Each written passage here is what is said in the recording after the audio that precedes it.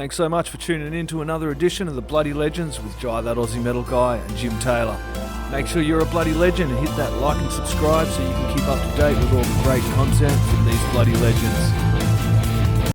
G'day, how you all going? It's Jai That Aussie Metal Guy here with Crank.com and with Cranium Radio. So tonight, wherever you are in the world, it's a great pleasure that we present another edition of the Bloody Legends with myself and Jim Taylor. And special guest tonight, we have Ryan Waste of Bat and Municipal Waste. Bat are due to release Under the Cricket Claw on May 17th, which is a fucking cracking day, I must say so myself. Indeed. Cheers, Ryan, for joining us. Yeah, that's what, almost a week away, man. Yeah, almost a week away, dude. And it's my birthday as well. So I'm like, fuck yeah, it's awesome. We have Bat dropping on this day. First off, dude, tell us a little bit about your songwriting process for this album, man. Because I know it's been a little while in between drinks. Yeah, so have you heard it yet? Oh, fuck, dude. Oh, man, I've been cranking the hell out of it, dude. It's an absolute fucking, as I shall say, an absolute street banger. All right. Yes. I like to let them tell me what they think first. But yeah, we had a great time writing it. I mean, it was hard times because it was a pandemic record, you know, everything was shut down. We were three guys in a room pissed off writing fucking heavy metal and punk shit. So it could have been worse, man. I mean, we had a jam space to work out of at that time. But yeah, it was the first time with Chris Marshall on drums. That's our drummer, current drummer. He joined in about 2018 when Felix left. No, Felix was formerly DRI drummer, was in the first two Bat records. So it was a difficult process previously with Felix living in Texas, us in Virginia. So now with everyone in Virginia writing in one room, that's how we got Under the Crooked Claw. I mean, it's basically just pissed off heavy metal and punk mixed together. I mean, you've heard it. You tell me. Accurate. Have you heard it too down there? Yes, sir. Did you get a copy too? I like that you hooked your buddy up with a copy all the way in Virginia. That was nice. Well, I'm from Virginia, but I'm outside Chambersburg, Gettysburg, Pennsylvania. But I'm not. Yeah, I'm about 2 hours from you. Well, so, it's funny. I think with the digital age, you can get a record anywhere now. Apparently, anywhere. But no, it's killer. It reminds me of when Slayer did what was it, Undisputed Attitude? Yeah, that's a good comparison. No, yeah, but I not to compare you guys because it's a different. You still have your element of Municipal Waste, but it's like a little more. I don't know. It does have a punk vibe alongside. Yeah, definitely, dude. Got a few punk rockers in the band. That's why. Perfect. Yeah, dude. Tell us a little bit about that opening kind of track there. The kind of the Italian so that is done. That is absolutely unreal and kind of has that element.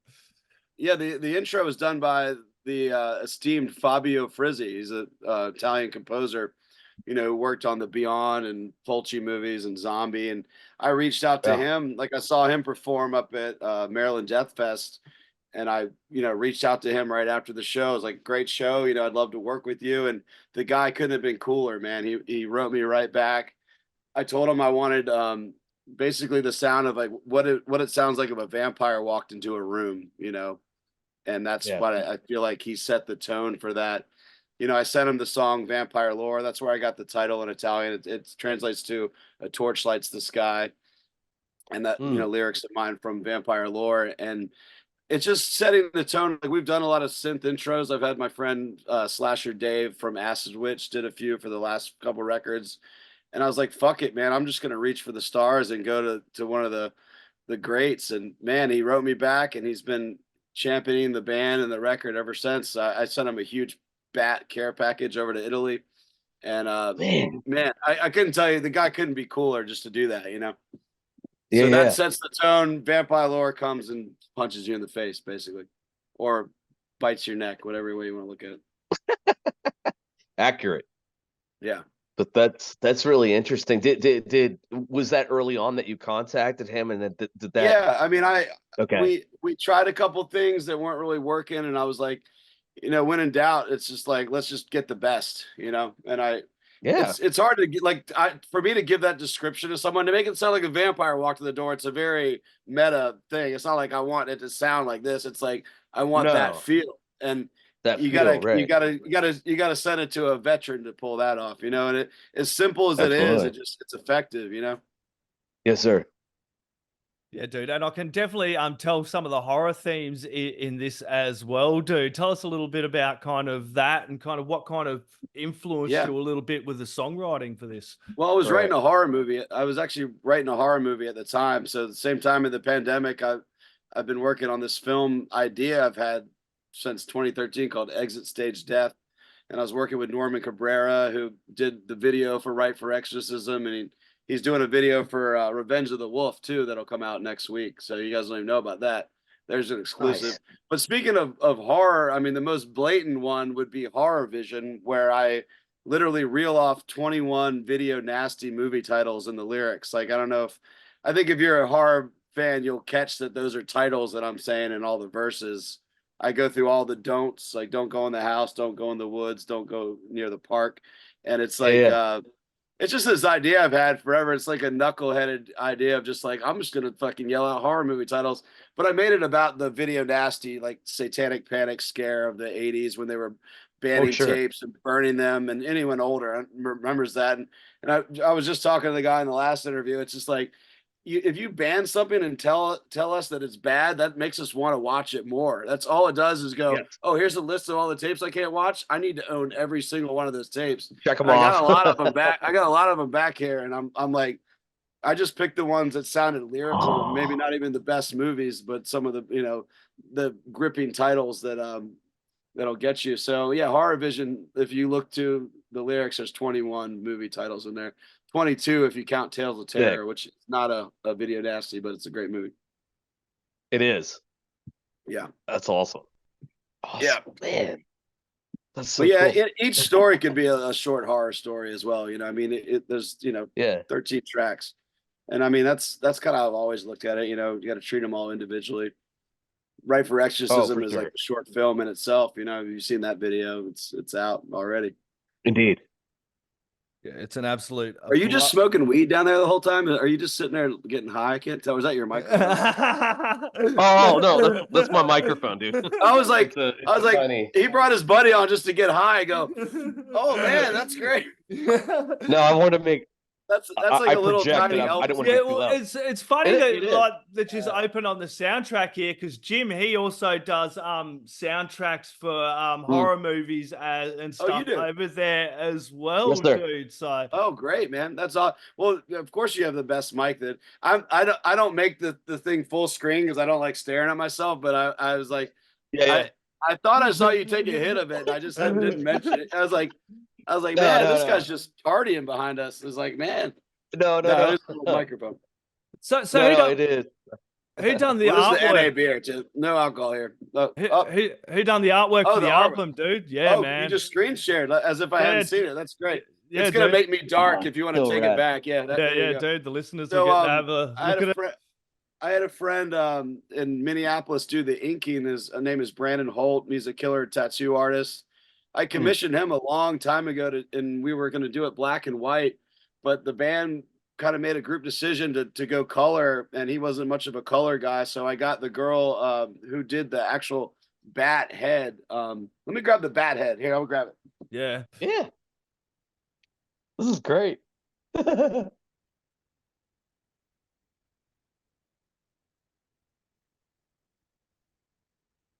You looking?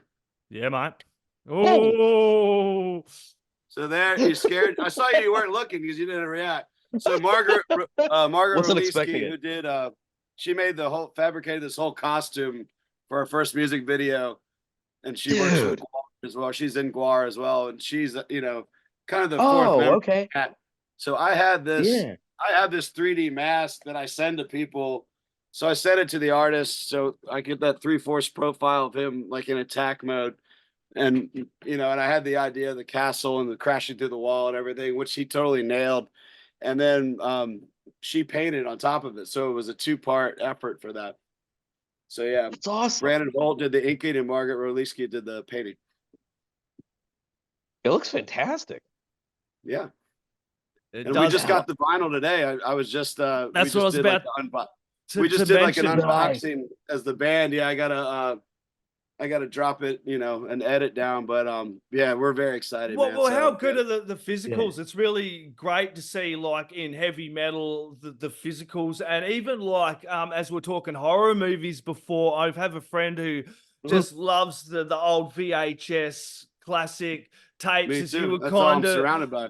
exactly, I did notice it. That's why I'm messaging, man, because Yeah. It it's goes kind all of the way around the perimeter here. having those physical Awesome. formats like your vinyl, your tape cassettes, your VHS cassettes. I Oh, feel it yeah, I kind live of for it. it kind of Obviously. locks you into that, and you kind of get into that process. Whereas digital streaming and this instant fucking era we live in, it's kind of really hard to keep up with. Yeah. Yeah, I mean, I've always been the same way. I want tangible things. I want to be able to hold it. I want the artwork big. I want to smell it. I want Mhm. what can you do with the MP3, man? It's fucking Right. take it with you. You can take Right. it on the road. That's the one bonus. You can take it on the road. But I make When you're records. sitting at I'm a home, fan. I'm a fan just as much Yeah. as anybody. I make records because I like records. I mean, it's basic as that. Yeah. I was a record kid too, and growing up, I would put on classical music, and then I saw every, I think we all did, every medium. You had records, you had tapes, and then it was CDs, and now it's digital. But there was Yeah, something about pulling that record out, it's the putting the best. needle down. You know what I mean? And looking at the artwork like, wow, this track is the embodiment of that artwork. It And never and gets I old. get why you did it. Right, It exactly. never gets old. It's exciting, and putting all this work into a record, you just sit and you have like a moment with it. You're like, man, we did this. This is Yeah. like we waited 2 years. We waited And, 2 years for this and fucking thing, tactile. man. Yeah. You know, so people don't realize how much work goes into it and how much waiting around there is, but it all pays Correct. off. And then once you have it, and you can share it. And like now, it's the best part is hearing people like you guys tell me what you think about it. It's incredible. Yeah, dude, and Absolutely, it's brother. been certainly a very bloody busy time for you, which we'll jump into a little bit in a second as well with the Sure. municipal waste stuff. But can you tell us a little bit about the setup you were using, your bass setup and everything for Yeah. this album, dude? So it's what we play with live. For me, it's a Sun Beta bass, which is from the 70s, 80s. Sun had stuff that was solid state. This is the thing I play live. It's got a dual channel you can go into, so it's basically like I'm going through 2 amps with 2 volumes, 2 treble bass, and it's dirty, man. Like I have gain on that. Yeah. It's pretty cranked, so I can get a natural dirty sound. And I run just a tube screamer in front of it. And it's funny that it's the same pedal setup as my guitar. It's just a tuner, tube screamer, amp. That's it. Backed off the Wow. distortion a little bit more for the bass. So I play a Clarity. Yeah. distorted bass because I'm basically the rhythm guitar player in Bat because we're a 3-piece. So I have to hold Right. down the rhythms when he goes into leads. I've talked about this a million times, but you can't just be like a fucking low end, boring thumping. It needs to be fucking nasty behind the guitar. So it's not when I say obnoxious, that's what I mean. It's just fucking dirty ass bass. And Nick uses like a And soft hiring tech. Mick. With Nick uses a classic JCM 800 that we use for Mm. waste, just like I use. But he also uses a Sovtech, which is like an old 80s amp that they kind of modeled around those old Marshalls. There's a little version of a Marshall, really. If you couldn't afford a Marshall, they had Sovtechs, and we used both different amps on the record, so we had a little bit 2 different tones happening on the guitar. And Arthur Risk in Philly is the mastermind. He's got the fucking killer room for drums up there. We brought all our kit up there. Chris, Nick, and I just played in a room. We're not doing this modern trickery where it's like, okay, we grid it out and we play. We all sat in the room, played it together, and that's what you get. That's awesome, man. And of course, I come back here to Richmond. Got to give a shout out to my main man, Yahweh Rust, who did the vocals with me and also the guitar solos. So we came up from back to Philly down here and did the vocals and leads in Richmond with Yahweh. Oh, that's killer. Yeah. Wow. Because you can only go out of town so long. You come home and do that shit when you got time. That's the way I look at it. Right. Exactly. So I'm playing live, man. Have you got any live shows set up? I know you have a fucking We do. shit ton coming up with Municipal Yeah. Waste as well, and you are hitting Australia in July, which know. I'm super excited. fucking Nice. excited With about. Dude. what city are you in, my friend? I'm in Adelaide, dude, so I'm fucking Adelaide, pumped. yeah. So we'll be there, man. Yeah, I'll definitely be there, dude. And you've done the Kill reissue it. of the Tango and Thrash, which is coming to Yeah, vinyl just as got that well. in the mail too, man. So look, fans, Yeah. man, get out there, grab some fucking bat, grab a shit ton of Municipal Waste, and you're playing Yeah. Europe, aren't you, as well? You're bloody all over the place, man. How do you, know, retain shit- that motivation, man? Well, when you take 2 years off, that you got to make up for lost time, and it's what we love doing, man. We love being on the road. It's when I can't really sit still when I'm at home right now, and it's like I just want to get up and go somewhere. You get used to traveling. Yeah. Bat just got back from South America. We just did that with Exciter, and Yes. I mean brutal travel, but just worth it just to play in Brazil and Colombia and Mexico. Just like the most passionate fans for sure. And actually, speaking of Australia, talking with Exciter, they'd never been to Australia, and they love touring with Bat. So I'm trying to get Bat and Exciter to Australia too, the two power trios. So put a good word in, man. I'm trying to work that out. Dude, that would be fucking absolutely insane. And Waste is overdue for Australia. I mean, it's seriously the most fun we ever had. I've always wanted to come back. This will be the third time. I can't believe it's been over 10 years since we've been there. We went in 2006, 2013, and now we're fucking finally coming back. I think, so, yeah, we're dude, excited. that's unreal. Dude, just let me look at the art. Friday the 5th, you're playing in Melbourne. Saturday 6th is Sydney. Sunday, Canberra. Brisbane, Adelaide is the 12th, and Perth on the 13th. So you're playing all over the bloody place. Wow. So reason. So Bat goes on tour in the US right up until that. So I'm gonna be out with Bat and Necrot in the States, and then we come home, practice with the Waste a couple of days, then fly to Australia. So those are back to back. Hell yeah, dude. No rest. Hell yeah, man. Have you got a favorite track off of the album, the Bat album at the moment? I know it bloody changes day to day, dude, but yeah. Well, I mean, you can't, I don't Like a go, child. oh, that's the one. Yeah. I love playing Horror Vision because I know we're gonna make a video for it, and I'm gonna get to splice a lot of that old footage together. We're not even gonna be in the video. It's just gonna be all horror related, all homage to all those movies. So I'm excited for that one. That's a fun one. We haven't played live yet. I always like the mid-pace rockers. They're always fun. They translate. But I mean, we've been playing Street Banger out. It's still so much fun to play. It goes over pretty well live, even if you don't know the tune yet. There's not a track I don't like. So, I mean, that's just how it goes. It must be fun to get down to South America there and kind of fucking start ripping out some tracks off of this album and kind of seeing the reaction of the crowd as well down there. We were doing Right for Exorcism and Street Banger because the videos had just come out, so it was perfect, man. Yeah, awesome, dude. Jim, awesome. No, I what was the one we were talking about right before we went on? The track was it Revenge of the Wolf? Was I talking about? Oh yes, yeah. You like that? Well, we got a video for that coming out. Good. Next I was gonna say because that slaps, dude. Yeah, that slaps. The whole record slaps, dude. Well, that's cool because that's what Norman thought too. That jumped out as a single. I think it's just really catchy, kind of mid-bass discharge one. That's one of Nick's tunes, riff wise, and that was the second one we wrote for the record. I think it was just like so fucking straightforward, bare bones, just like no doubt crusher, and it's the shortest song. But yeah, we did a video that will come out the day the record drops. It'll be out for that song. Awesome. Yeah, that's really bloody cool, man. Everybody, look, the Bat latest album, Under the Crooked Claw, does drop May 17th. You can catch Bat all over the bloody place. You can catch Municipal Waste all over the place. There's so much music coming out from Ryan Waste and the bands he is in. Everybody grab it, chuck it in the stereos, crank it up really bloody loud. The neighbors are going to want to hear it. Ryan, do you have any last words, shout outs, thank yous, or anything else you'd like to add in there, my friend? Just stay heavy, man. We'll fucking keep cranking them out if you keep listening.